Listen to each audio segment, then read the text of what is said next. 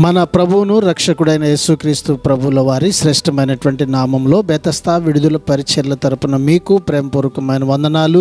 ఈ దిన వాక్య ధ్యానము, గొర్రెలు పోవు ద్వారమును నేనే. యోహాను సువార్త 10వ అధ్యాయం 8వ వచనం.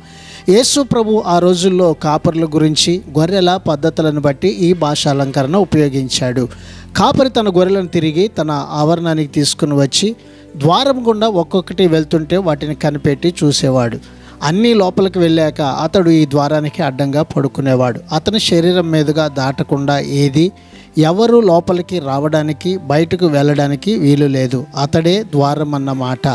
యేసు ప్రభు ఇక్కడ చెప్తున్నది కూడా ఇదే. ఆయన ద్వారా తప్ప ఎవరు దేవుని ప్రజలనే గొర్రెల దొడ్డిలోనికి రాలేరు. ప్రార్థన.